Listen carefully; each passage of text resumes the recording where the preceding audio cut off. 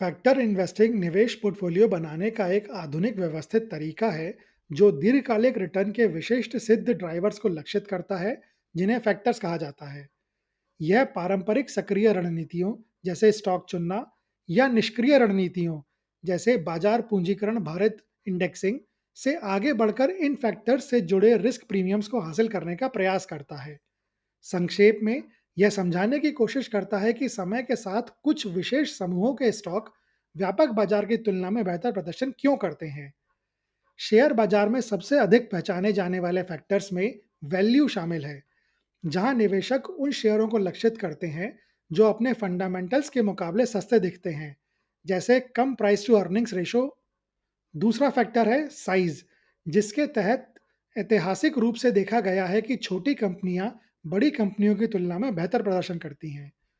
तीसरा प्रमुख फैक्टर है मोमेंटम, जो इन स्टॉक्स से लाभ कमाता है जिन्होंने हाल ही में अच्छा प्रदर्शन किया हो और जिनके ऐसा ही करते रहने की उम्मीद है।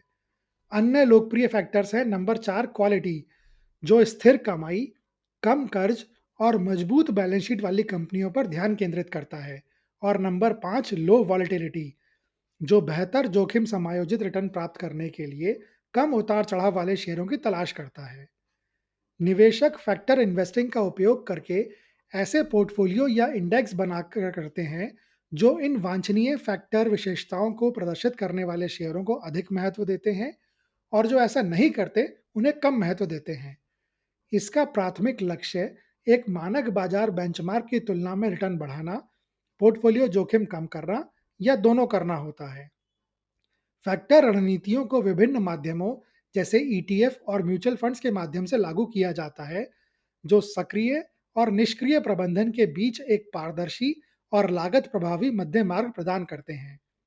हालांकि फैक्टर प्रीमियम मौजूद होते हैं, परंतु वे साइक्लिकल हो सकते हैं। उदाहरण के लिए, ग्रोथ स्टॉक्स के प्रभुत्व वाले दौर में वैल्यू फैक्टर खराब प्रदर्शन कर सकता है। इसलिए कई फैक्टर्स में विविधीकरण की आवश्यकता पर जोर दिया जाता है।